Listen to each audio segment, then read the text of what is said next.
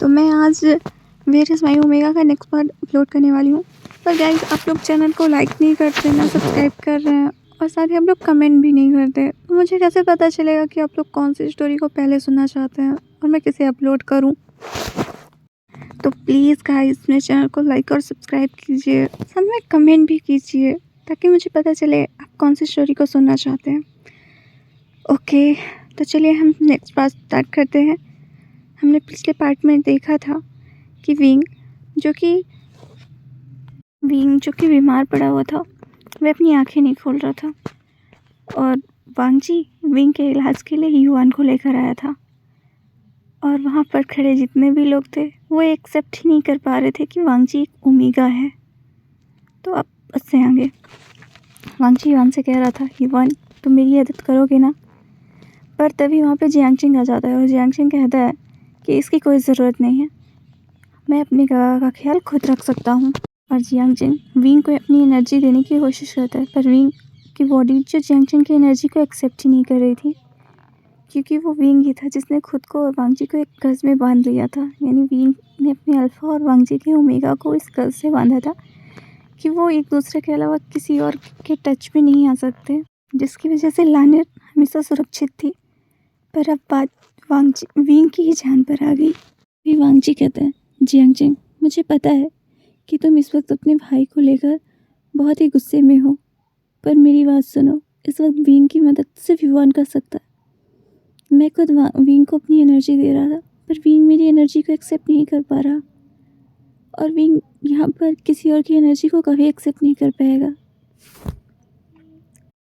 इसलिए मुझे और युआन को अपनी विंग की मदद करने दो। युआन विंग का बेटा है, इस वक्त विंग के पास जो ब्लैक एनर्जी है युआन उसे कंसीव कर सकता है।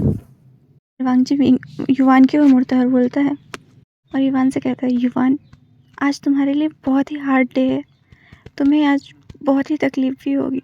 मैं तुम्हें अपनी एनर्जी ट्रांसफ़र करूँगा, पर तुम्हें तुम्हारे फादर को अपनी एनर्जी ट्रांसफ़र करनी होगी। प्लीज़ तुम ये करोगे ना। कुछ देर तक सब कुछ एकदम ऐसे ही साइलेंस रहता है। उसके बाद युआन कहता है, मामा मैं आपके लिए कुछ भी करूँगा। फिर युआन वहीं पर विंग के बिस्तर पर ही बैठ जाता है और विंग के हाथ को पकड़कर अपनी आध्यात्मिक ऊर्जा विंग पर ट्रांसफ़र करने लगता है। युआन एक छोटा बच्चा था 7 साल का, वो ज़्यादा देर तक कैसे अपनी एनर्जी ट्रांसफ़र कर सकता था, इसलिए वो 2 मिनट में ही बेहोश सा होने लगता है और वो वांग जी की ओर देखता और कहता है, मामा मैं कोशिश कर रहा हूँ, पर शायद मेरे पास अब इससे ज़्यादा एनर्जी नहीं है, मुझे और ज़्यादा मेडिटेशन करने की ज़रूरत है। तभी वांग जी स्माइल करता है और फिर वांग जी वहीं पर लोटस पोजीशन में बैठकर युआन के बैक से ही उसे अपनी एनर्जी ट्रांसफ़र करने लगता है और युआन इस तरह वांग जी की एनर्जी को अपने थ्रू विंग में ट्रांसफ़र करता है। और विंग जो कि युआन की एनर्जी को एक्सेप्ट कर रहा था, क्योंकि के अंदर वो ईलिंग का गुस्सा, वो नफ़रत और वो ब्लैक एनर्जी भी युआन को रेजिस्ट नहीं कर पा रही थी और युआन के थ्रू वांग जी विंग को अपनी एनर्जी ट्रांसफ़र कर पा रहा था। और यह देखकर सब लोग बहुत ही शॉक थे कि क्या युआन सच में ही विंग का बेटा है। युआन एनर्जी ट्रांसफ़र कर रहा है, विंग एक्सेप्ट कर रहा है। ये चीज़ यही दिखाती है कि युआन विंग का बेटा है। जानली ये देखकर समझ ही नहीं पा रही थी वो खुश हो या रोए अपने भाई की ऐसी हालत पे, या अपने भाई के उसके बेटे को पाने की खुशी में। हो गई विंग की बात। अब हमें बाहर का हाल दिखाया जाता है, जहाँ वेन कबीला लान कबीले पर अटैक तो नहीं कर पाया था क्योंकि एंगजी ने सबको प्रोटेक्ट कर लिया था, पर इन सब के बीच में एक डेथ हो चुकी थी और वो थी खुद वेनिंग की। किसी को नहीं पता वेनिंग को किसने मारा। वेनिंग की डेथ की वजह से वेनिंग बहुत ही ज़्यादा अपसेट हो गई थी। जियांगचेंग मेडिसिन रूम से बाहर आता है और वेनिंग को संभालता है। एंगजी ने सभी को हीलर के रूम से बाहर निकाल दिया था। वहाँ से विंग, युआन और वांग जी थे।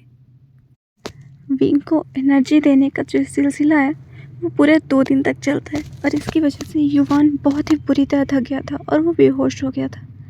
तो वांग जी युआन की केयर कर रहा था। अब युआन और विंग एक ही रूम पर लेटे हुए थे, जिसकी खुद की हालत भी बहुत बुरी थी, क्योंकि भले ही मीडियम युवान रहा हो, पर एनर्जी तो वांगजी ने इतनी दी थी ना, जो विंग के बिस्तर के बगल में बैठा था और विंग के हाथ को कस के पकड़ रखा था।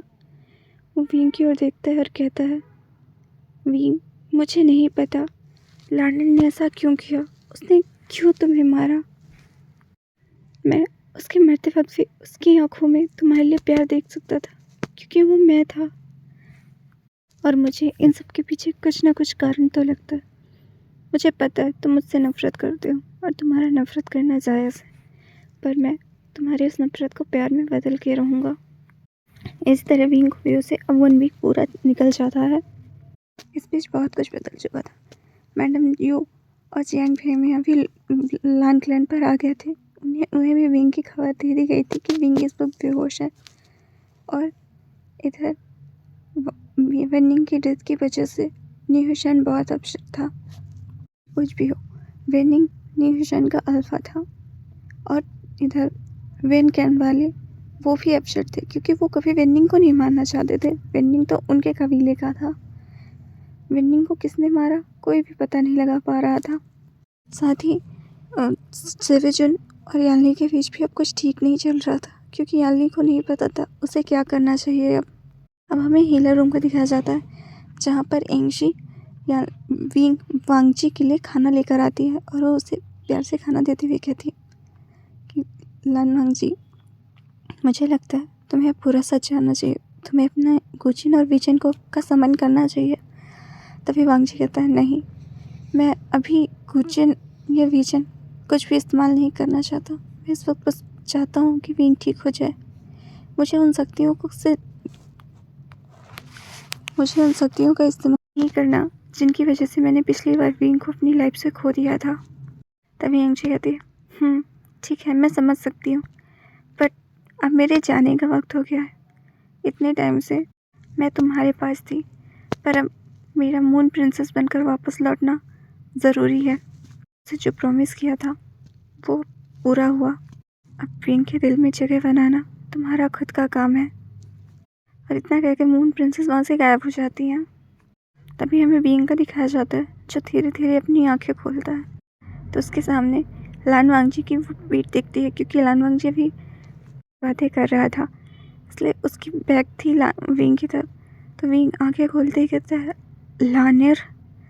पर तभी लान वांगजी पीछे मुड़ता है, तो विंग लान वांगजी को देखकर कहता है, वांगजी तुम ही लानिर हो। वांगजी कुछ नहीं कहता और अपना सर नीचे की ओर झुका लेता है।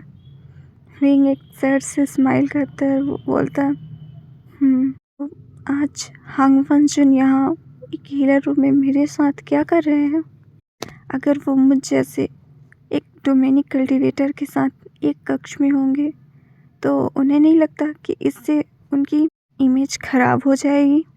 वांगजी विंग के पास आकर कहता है, विंग, तुम ये क्या कह रहे हो? तुम सारे साथ रहने से मेरी इमेज कैसे खराब हो सकती है? मैं तुमसे बहुत प्यार करता हूँ विंग। और वांगजी जैसे विंग का हाथ छूने वाला था, विंग अपना हाथ हटा लेता है और कहता है, मुझे छूना मत। लान वांगजी, मुझे सब कुछ याद आ गया है। तुम सोच भी कैसे सकते हो कि तुम मुझे छूने के लायक हो? एक ऐसे ओमेगा हो जिसने मुझे अपने प्यार के जाल में फंसाया और उसके बाद मुझे ही मार दिया। मेरी मदर हमेशा से सही थी कि मुझे इस कल्टीवेशन वर्ल्ड के किसी भी अल्फा या ओमेगा पर बिलीव नहीं करना है, पर मैंने तुमसे प्यार किया और ये मेरी गलती थी। पर लान वांगजी, मैं अभी भी तुम्हें नुकसान नहीं पहुंचा सकता, इसलिए वह हमारा पास्ट था, तो पास्ट को समझकर भूल जाते हैं और आगे बढ़ते हैं। अब दोबारा कभी मेरे करीब मत आना। विंग इतना कहता है और बिस्तर से उठने की कोशिश करता है। तभी वांगजी उसे पकड़ता है, बिस्तर पर फिसलिटाते हुए कहता है, विंग, अगर तुम नहीं चाहते कि मैं तुम्हारे पास आऊँ तो ठीक है, मैं नहीं आऊँगा, पर इसके लिए तुम्हें खुद का ख्याल बहुत अच्छे से रखना होगा। इस वक्त तुम बीमार हो, तुम उठकर यहाँ से नहीं जा सकते, और जब तक तुम बीमार हो मैं तुम्हारा ख्याल रखूँगा। तो प्लीज़ परेशान करना बंद करो और अपनी दवाई। पर विंग तो विंग है, वो भी ना में अपना सिर हिलाकर दूसरी ओर अपना फेस टर्न कर लेता है। पर वांगजी विंग को जबरदस्ती उसकी दवाइयाँ खिला देता है। इस वक्त विंग, जो अपने ही मन में था कि उसे वांगजी पर दोबारा भरोसा करना चाहिए या नहीं, अगर वांगजी ने दोबारा फिर से वही किया जो उसने पहले किया था, तो क्या होगा? अब विंग जो पूरी तरह से ठीक हो चुका था, अब हमें लानसेट के पनिशमेंट रूम का दिखाया जाता है, जहाँ पर वांगजी अपने घुटनों के बल बैठा हुआ था और वहाँ पर उसके फादर और जियांग फैमिया दोनों ही खड़े हुए थे। वहाँ पर मैडम यू भी थी। वो वांग जी की ओर देखती है और कहती है, लान सेक्टर रूल के हिसाब से अगर एक ओमेगा अपनी पहचान छुपाकर अल्फा बनकर अल्फाओं के साथ घूमता है तो उन्हें पनिशमेंट दी जाती है। और तुम तो एक अल्फा के साथ एक अल्फा के रूम में रह रहे थे, तो तुम्हें क्या लगता है लान वांग जी, तुम्हें क्या पनिशमेंट मिलनी चाहिए? वांग जी कहता है, मुझे जो भी पनिशमेंट मिलेगी मैं उसे एक्सेप्ट कर लूँगा। तभी मैडम यू वांग जी पर अपनी जरियान से एक बार करती है। देखकर तो वहाँ पर जो लोग थे वो सब शॉक हो जाते हैं। तभी मिस्टर लान कहते हैं, हमारे लान कुरैन कहते हैं कि मैडम यू, आप भले ही जियांग सेक्ट की महारानी है पर वो आप जियांग सेक्ट में हैं, यहाँ लान सेक्ट में नहीं। लान वांग जी ना तो आपका डिसेबल है ना ही आपका फैमिली मेम्बर, तो उसे सज़ा देने का हक आपको नहीं है। मैडम यू कहती, इसकी वजह से मेरे बेटे की हालत ऐसी है और आप चाहते हैं मैं इसे सज़ा भी ना दूँ। लान कुरैन वांग जी को सज़ा देते हैं 30 लेसेस की। मैडम यू इस सज़ा से खुश तो नहीं थी, पर लान कुरैन ये जानते थे कि वांग जी के लिए 30 लेसेस भी बहुत हैं, क्योंकि अभी अभी मैडम यू ने उसे फिर जिजियान से बार किया था और जिजियान के बार के बाद उसे 30 कोड़े मारना ये एक बहुत बड़ी बात थी। पर वांग जी कुछ भी नहीं करता और उस सज़ा को एक्सेप्ट कर लेता है। इधर हमें न्यूशन का नीलैंड का दिखाया जाता है, जहाँ की हमारा न्यूशन नी मिंजू के सामने खड़ा होता है और नी मिंजू न्यूशन से बार बार पूछ रहे थे कि आखिर वो प्रेग्नेंट कैसे हुआ, आखिर वो अल्फ़ा कौन है जो उसके बच्चे का फादर है। पर न्यूशन कुछ नहीं बता पा रहा था, आखिर वो तो अभी भी अपसेट था बिन्निंग की मौत की वजह से। जब नी मिंजू को कुछ भी नहीं बताता तो नी मिंजू नी जैन को एक रूम में लॉक कर देते हैं और बोलते हैं कि वो अब नी क्लैन से बाहर नहीं जा सकता है, उन्हें सच नहीं बता देता। सारे क्लैन तो डरे हुए थे जब से उन्हें विंग की सच्चाई पता चली थी कि विंग इलिंग पैट्रियार्क है और साथ ही साथ विंग ही डेमोनिक कल्टिवेशन का जो किंग था वो है वी वुशियान है। तो सबको तो बहुत ही ज़्यादा डर लग रहा था और धीरे धीरे सारे सेक्ट जो छोटे मोटे थे वो सब विंग को कल्टीवेशन वर्ल्ड का किंग बनाने के लिए तैयार हो गए थे। और इधर जिन शक में जिन गोनशाओ वो जिन मिनहुई से कह रहा था कि वो उसका रिश्ता विंग के लिए भेजने वाला है।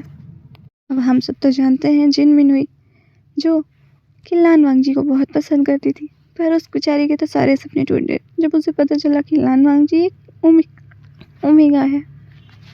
मिनहुई कोई बुरी ओमेगा तो थी नहीं, वो बस लान वांग जी के लिए थोड़ा पॉजिटिव थी।